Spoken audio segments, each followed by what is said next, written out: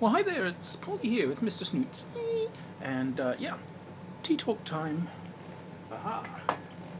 For tea talk time, thankfully, I've been given a Tinkerbell teapot. Aha! Thank you, viewers. So, with some Indonesian tea in hand, yeah. So I've just been to India, as you can see, from some of my recent posts. And actually, one baffling thing was, you can't get tea in India. You can get masala chai, which is herbs which include tea boiled up in milk, but you will go far and wide to try and find tea outside of a hotel 4 or 5 stars. Yeah, it's really hard to find. Anyway, so, back home and drinking. So, just some thoughts about what I have seen as regards kind of world design and scenario design for role-playing games. Because, while I've travelled very extensively in Southeast Asia, it's no insult to India to say I have just been into places that are basically still medieval.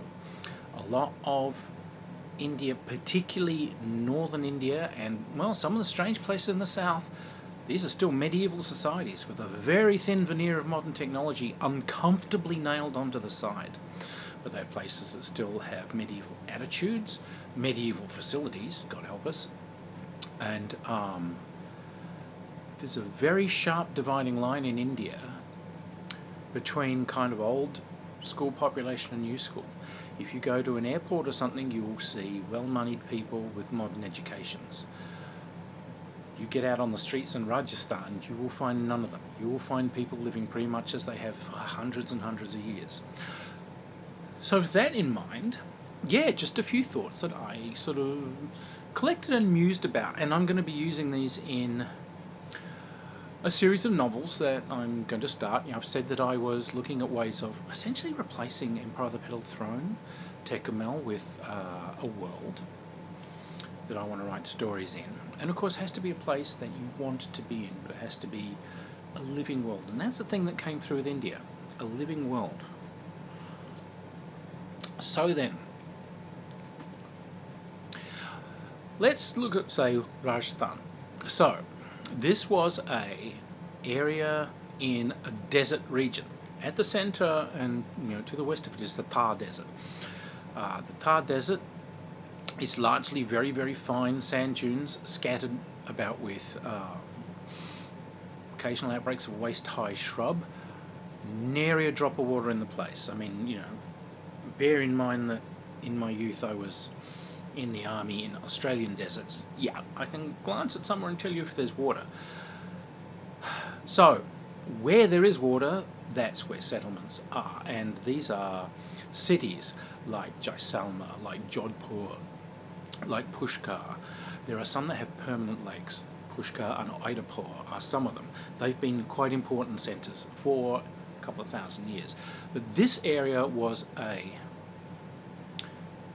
area that obviously was part of the bulwark against Islamic invasion. This is where the Rajputs were. Rajputs were a pretty ferocious set of Hindu warrior states which dedicated as much time to squabbling with each other as they did to, trying to fend off incoming invasions. So they always remained ferociously and independently Hindu, even when they were nominally under Islamic control by things like the Mughal Empire, the Grand Sultanate of Delhi, those sorts of things. So there was a layer of ferociously upheld Hindu life here, and there are lots and lots of reminders of those days as medieval warrior states. Each of these places will have a fort. Each of these places will have fortified palaces. There will often be full-on city walls surviving. Now, I've been to many surviving walled medieval cities in Europe, places like Carcassonne, places like Momnavasia in Greece, and they're fascinating to visit, but they're kind of not really a living look at a medieval city because they are entirely modern. There's lovely modern shops in them. They've got traffic management. They've got underground sewerage. They've got covered roads. Not in India, baby. These are pretty much exactly as they were, right down to the open sewers. You don't really want me to describe the scent of India. Let me just tell you that I kept packets of incense in my luggage because no matter how much I washed my clothes, the scent of the place was steeping into my clothing. Yes, you get enough camels, cows and people crapping on the streets and you get quite a scent. So, like, when you get to somewhere like Jaisalmer, okay, so there will be usually a rocky prominence, and obviously that's where the main fortress is put. Jaisalmer has an 11th century fortress there. It's very good architecture. Now, fortresses in this area tend to be sandstone. They're not going to import stone into a desert, but sandstone is pretty damn tough. Very tall fortresses, always built on very high rocky prominences. Usually one layer of curtain wall, though in vulnerable areas you could see there would be a second. Round drum-shaped bastions and towers at key points. Local things to note were always a sloping way up to gates. There are multiple layers of gates in anywhere where a gate pierces into the central city. Gates are never at the end of a road. They will always be on the side, not at the end. This is to stop an elephant from being able to get up enough momentum to strike a door. It can only reach a door by making a 90-degree turn, so it can't get a run up and smash a gate in. Also, battering rams will always have a limited area because the final approach into the gate is a relatively narrow corridor. You haven't got like a mighty 40-foot courtyard in which to deploy your fantastic battering ram. And there will be a series of these, usually 2 gates, possibly 3, to get into the juicy inside parts. Inside a major fortress or inside the city are the streets. Okay, so architecturally, there ain't no such thing as a main road. These places grew organically. There are some places which have become throughways. There's generally a somewhat broader way leading into official areas of a fortress or city. So from the main gate there is often a broader road which will be leading to palaces or any kind of simple civic buildings like temples or, particularly places where troops are kept in barracks. So most troops will actually stay in the city towers or in the palace itself. Okay. Everything else is organic. So those lovely city maps that you see for fantasy with these lovely roads laid out, no smegging way. Even those thoroughfares, they're not broad. You would be lucky to have them the equivalent of a 1-lane modern road. They're never straight. They always meander because they've kind of gone around where people have built houses and rows of houses, or where some helpful idiot has installed a well. So they tend to zigzag and take sudden turns. So unless someone has deliberately made a mighty thing, unless someone's actually laid out the mighty Roman city or whatever, there's none of these straight boulevards, there's none of these ways where you've got like a straight look at something. There are some areas of show which are deliberately made. However, they're often only in places where there's been a disaster, where a city has fallen and had to be rebuilt. And if you get someone with a ton of money in, they sometimes have rebuilt some areas with a little bit of a vision. But an organically grown town, no. It's a maze of alleyways that twist and turns. I know many of us think this, but it was interesting to see it. Now, the next thing you've got to realise is the smegging stench. India being India, there's obviously there's sacred cows, and those things just wander and they crap wherever they will. However, say somewhere like Rajasthan, Popular modes of transport include the camel and the camel cart. You get lots of camel carts running around, and I adore camels. I grew up with camels. Camels spit. You know, they spit at you. They don't spit at me. They like me. But they're fine. But these two doth crap. The occasional donkey. There's two craps. The people. Now, the world is their toilet. In the past 6 weeks, have seen more human beings pissing and crapping on things than I've seen in the rest of my life. You know, I've been in some areas with some serious dysentery problems, but people just stop and piss on buildings.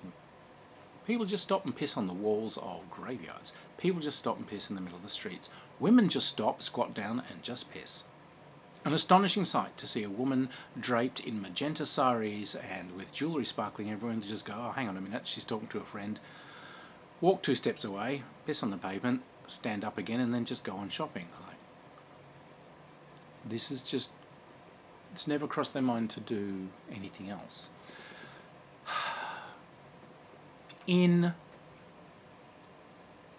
well-travelled and slightly well-cared for cities like Jodhpur, Udaipur, Jaisalmer, these sorts of places, no crapping in the streets. However, I went to a place called Pushkar and so on, anywhere where there is a large population of travellers coming in, and by this I'm meaning these nigh medieval travellers, yeah, there will be people just crapping in the streets. The world is their toilet, and it reeks. It absolutely reeks.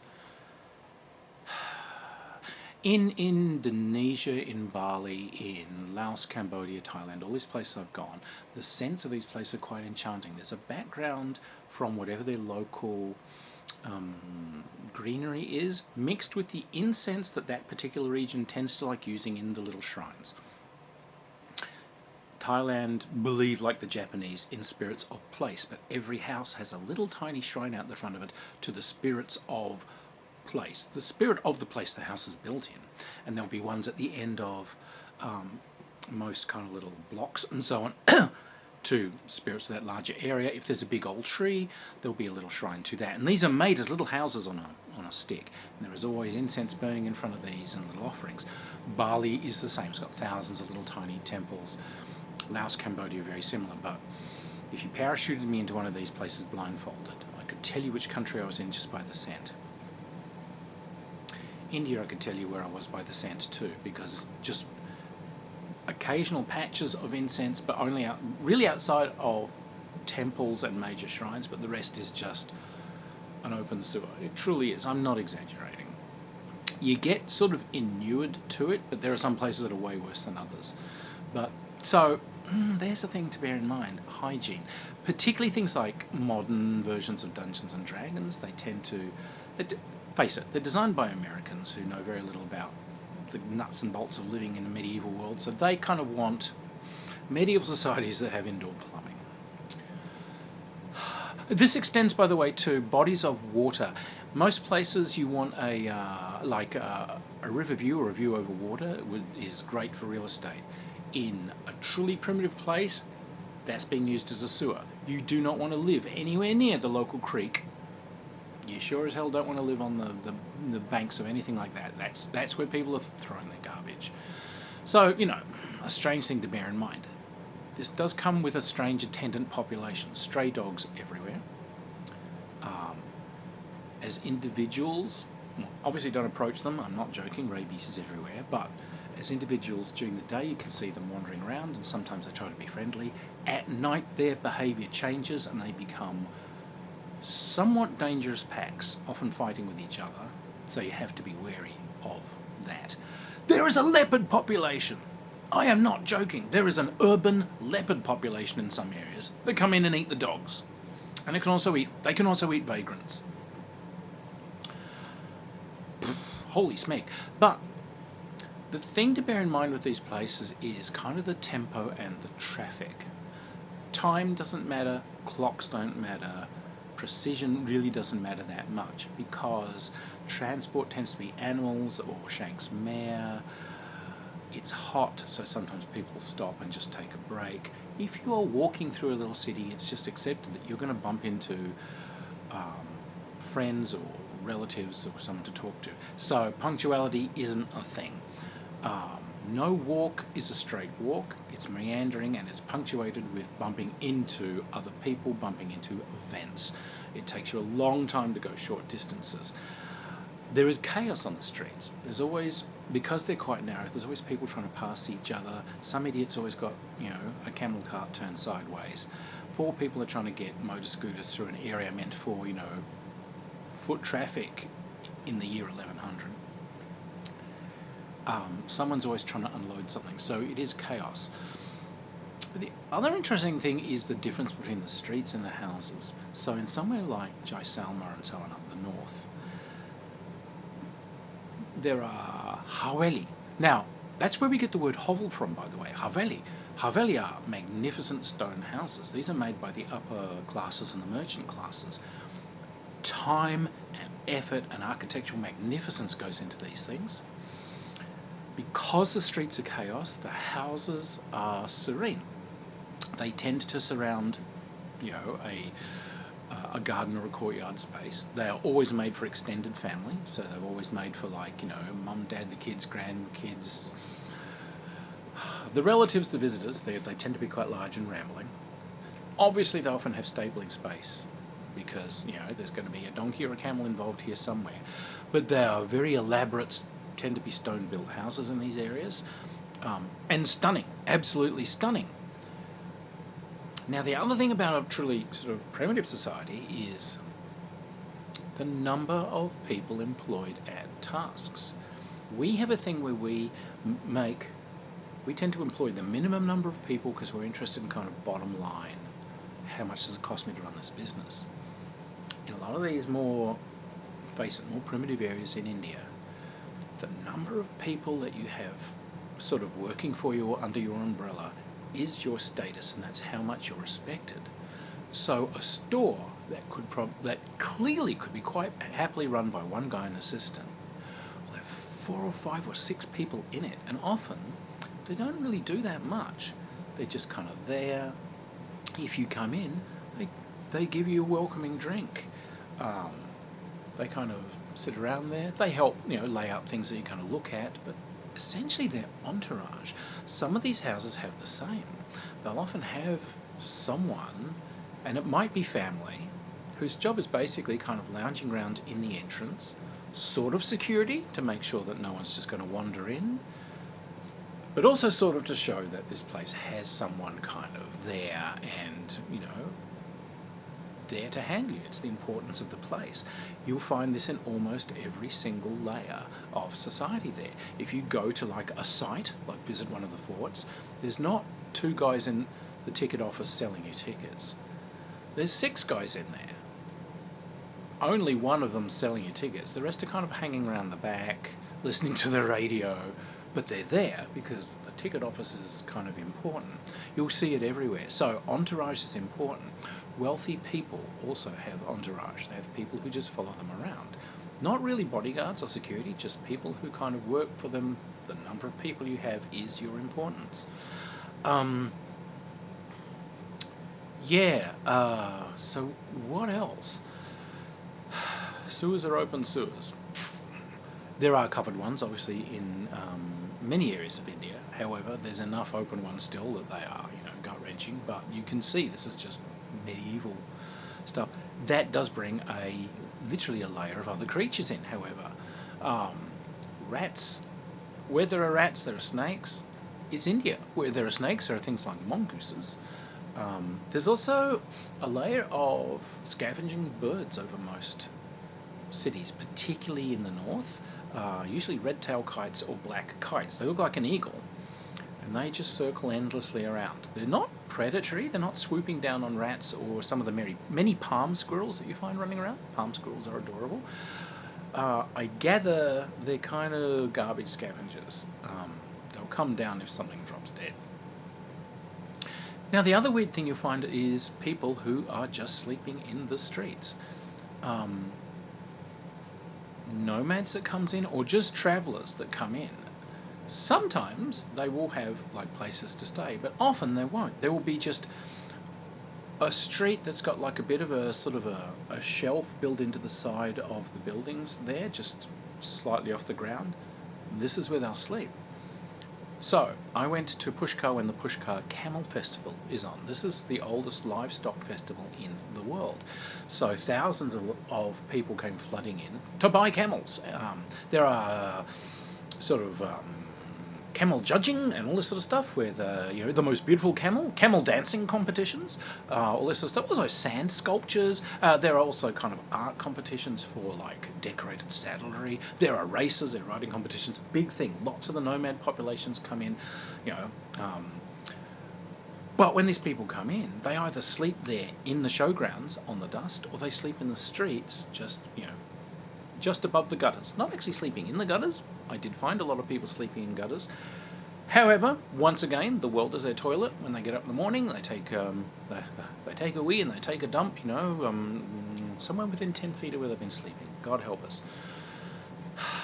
But yeah, so in a D&D kind of context, remember, travellers don't go to inns. Not very often. Travellers with money go to inns. Everyone else kind of just finds somewhere to doss down, unless it's going to pour down with rain. If it's European, if it's winter, that's why no one travels in winter. No one travels in winter, because you can't get away with sleeping. And many of these people, of course, have come overland by foot, particularly if they're pilgrims, of which there are a lot, or they come by like camel car. If it's taken them 12 days to get to the town, they've just been sleeping in the dust beside the road of an evening. So, travel is obviously timed entirely for fair weather. So bear it in mind. Flocks of people, when the weather is good, will be heading from A to B, and the moment it gets bad, you won't see a soul. Nighttime gets spicy. Like I said, leopards. There is a blurry dividing line between wolves and the dog population. Don't test it if you go outside of like urban areas at night. And of course, I'm Australian. At night, the desert itself is pretty spicy. I was travelling with some English and Canadian and Irish people, and they weren't used to the sheer life of a desert. They would look around their empty sands and just, hey, well, at least nothing lives here. And I'd do a blink, and it's like, look down at the sands. Yeah. Can you see all those marks? And you start pointing. That one is a python track. That one there, I'm going to say it's a fang snake. It's whatever this was, it was moving much faster. Okay, those are some kind of quail tracks. This one's a lizard. This one's a hopping mouse. You're like, they weren't aware. And we camped overnight. And in the morning, fresh tracks everywhere. Snake trails between people's beds. Yeah. So they were wondering, I have that Australian habit, if you go out at night, because you've got to take a wee, you wander off in the sands, but you basically stamp your feet hard on the ground to let snakes know that you're coming, and they'll just clear out of the way. Unless they're a death adder, which is why we call them deaf adders, which is why you've got to keep your eyes open. But God help them, they didn't know this. So yeah, the interleaving of wildlife, I think, is very important for world design. It has to be a living world. It doesn't have to be threatening. Not everyone's going to be bitten by a sodding cobra going out, to take a wee at night. But there is a world out there beyond just the obvious, 6 hobgoblins attack you in the night. Most people won't keep fires going at night. There's no point. And fires can be seen from a very long way, etc. So that very medieval society, when you get down south, it's different. And that was interesting too, to see essentially, particularly in the uneducated population, the absolute dominance of religion in every single aspect of life. Life and religion, there is no dividing line, particularly for the Hindus. Like, you can see it in the Islamic population, but call to prayer and everything will be there. Not quite as crazy as I've seen in other Islamic countries. Not that I'll be going to any of those again. But temples. A temple is the center of local life. People's religion is incredibly important to them. You will see people, the marks on the forehead, that often indicates that someone has worshipped that day. Even like you'll see, just women with marks on their head.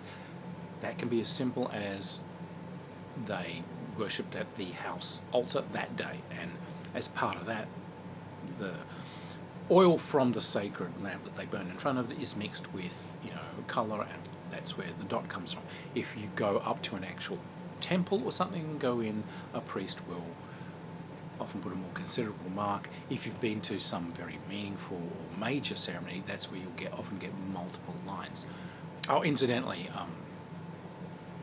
vertical is Shivite. They worship Shiva, the destroyer. Horizontal. Vertical is Vishnu. U usually means it's been a new moon ceremony, etc. The number of religious kind of fanatics is interesting too. There are monks, or the equivalent thereof, who will be seen and they'll be wearing something of a uniform depending on what cult they're from. If they're wearing orange, they're usually Shivite. However, you'll get ones wearing like black and so on. There'll often be colour codes too. You'll get groups who will be wearing something on their arm or something wrapped around their head. It was pointed out to me, these are pilgrims in the same travel group who all adopt something so that they can recognise each other in a crowd, because they're often crowds of pilgrims coming into a big service somewhere and they want to find each other as they come out. Very cool. But there are guys just stark naked except for a layer of ashes wandering around. Or guys just painted black. There are some really creepy Shivite guys who are like, dressed in black, wearing, skulls and bones. They will actually eat parts of bodies and so on. They are actually like Shiva the Destroyer followers. They're kind of, but still interesting to talk to. As a trans woman, by the way, in the South, the real kind of high-end dedicants, the ones who are often just wandering around in a loincloth, wandering around in nothing but a layer of ash, or they've got a leopard print cloth or something, the real dedicants would often make sure that they met my eye on the street and gave me a nod. I recognise you, because I'm sacred. I'm a trans woman. I'm sacred to particularly Shiva and to Krishna. But that was sort of interesting. In the North, I was often asked to give blessings. Because we're sacred, I had to learn how to do it. However, as you saw on this channel, I also beat the living shite out of someone that tried to rape me, and had to turn around a couple of times on groups of young men and essentially, you're going to walk in front of me now. I speak enough Hindi to know what you're saying. My eyes on you. And they weren't used to being kind of under the eye. It's like you might get beaten up by a trans woman in public here. It's time to sling your hook, mate. Yeah. A very interesting thing was the colours. A lot of men are wearing the most amazingly intricate turbans, but often very plain robes. Women were always brilliant colour wherever you went. It was as if they can't control much in their lives. I mean, I'd like to hear a psychologist on this. They can't control much in their lives, but by damn, they can control how they dress and their colour. So they were always brilliantly dressed. From the woman just sitting on a mat, selling a few vegetables, to the wives gossiping in the street, to the 8-year-old kids running off because they want to see the camel dancing, to, whatever. Women were always brilliantly dressed. The wearing of wealth. No one trusts paper money and so on. There is still a habit in these more primitive areas of wearing your wealth. Everyone will wear gold chains.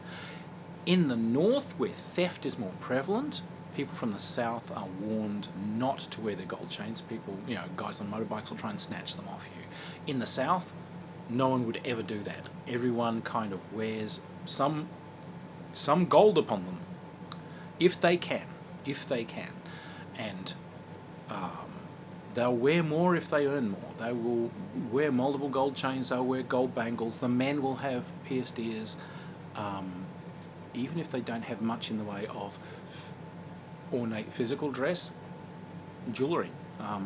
And it is that quite primitive thing. They carry their wealth kind of on them at all times. Yes, they'll have like savings or whatever, but the better you are, the more bling you show. Very, very clearly show.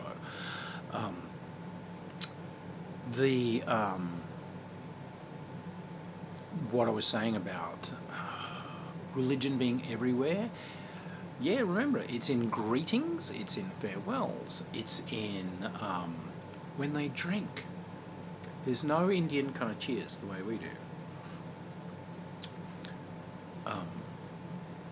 Middle finger of right hand dips into whatever you're going to drink and flicks it towards the ground. You're thanking the gods for what you've been given. A libation. It's absolutely a libation.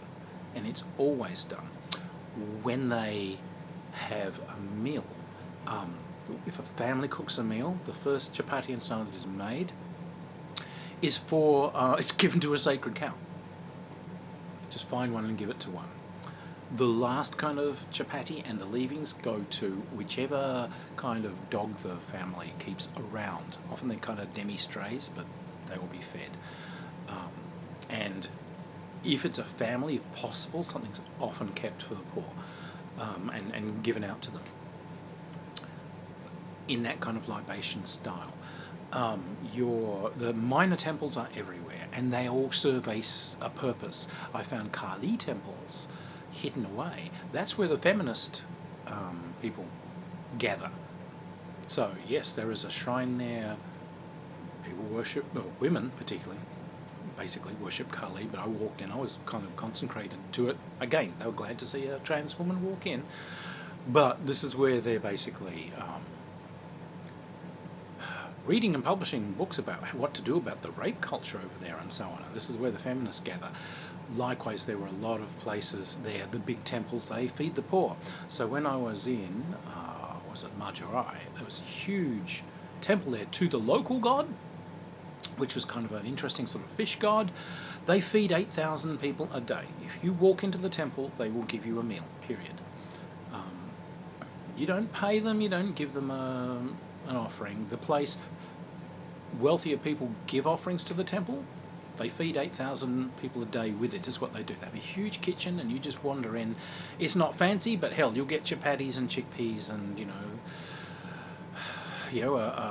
salad and tomatoes and, they pride themselves, these big kitchens. If you go onto Facebook, you'll often find places showing you how proud they are. They'll make giant rice biryanis for like 8,000 people in titanic cauldrons. I was shown these massive cauldrons, some of them like hundreds of years old, that have been handmade, that they're still making these massive, biryanis and so on for people in.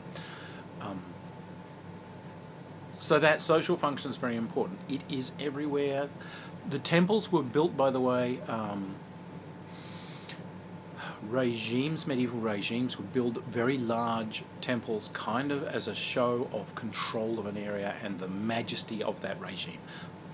First thing they would do, if they conquer a new area, they'll build a new temple. Or if they settle a new area, they'll build a new temple. It's planting the flag stuff, it's saying we are here. The ubiquity of religion should shine through in any world you design for role-playing games. I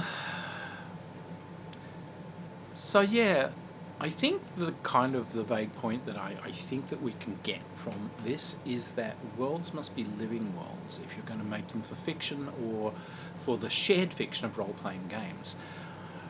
There's a layer beyond just the maps that we make. All maps are complete crap, by the way, and you should never offer people a map, not in detail.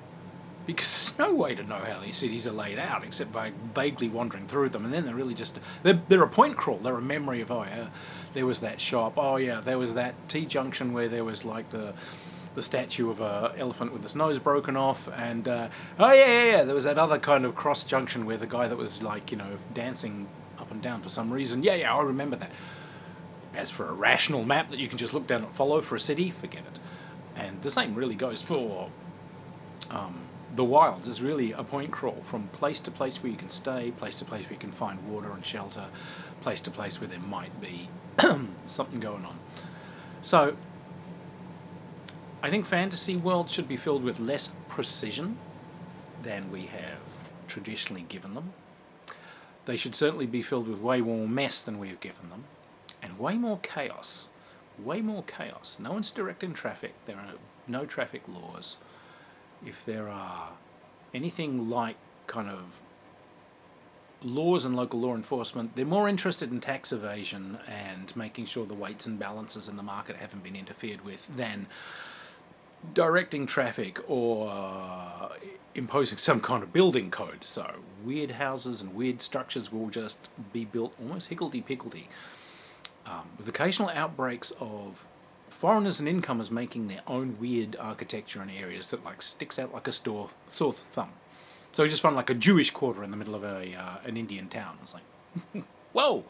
Or a Portuguese quarter, or an Islamic quarter in a very, very Hindu town. So yeah, character and chaos. Character and chaos. And remember, there ain't no internal plumbing. There just isn't. And that the ubiquity of religion and the ubiquity of ties and that thing of displaying wealth and importance, both through worn wealth and through retinue. Even if that's the fact that your shop, you just let your brother, your cousin, and those two nephews that aren't doing so well just hang out at your shop all day, and they're kind of helping you, and you're happy with that. You all eat together.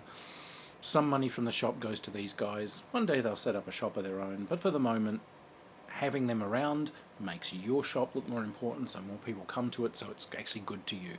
That kind of thing, I think that needs to come through in any medievally setting that you're doing a lot more than we do. So anyway, a few thoughts from having been in some areas where a more old school style of life is prevalent. Rajasthan, by the way, is very dramatic. Like I said, fortresses, city walls, palaces and so on. Standing out there in the desert, so that's interesting. The south, complex Hindu temples covered with painted sculptures, brilliant colours everywhere, narrow twisting streets filled with colour and more tropical growth, so not as open vista drama, but being literally smacked in the face with colour and so forth. So I think a certain sense of drama in our creations could come across, again, more than it does. There's no such thing as a generic medieval town. So let's stop doing them. Let's make each place have a character of its own and have a drama and a feel of its own. When you've gone to a town or a place in a fantasy world, it should be something that you'll remember. So anyway, cheers everyone. Just a few humble thoughts discussed between me and my humble travelling companion who's never left my side and who saw some pretty cool stuff. We explored lightless labyrinths beneath temple ruins in haunted valleys, and we climbed through passageways in strange temples. We explored the heights of abandoned fortresses and occupied fortresses, in fact. It was a trip. Anyway, cheers everyone, and have fun building worlds of fantasy. Cheers.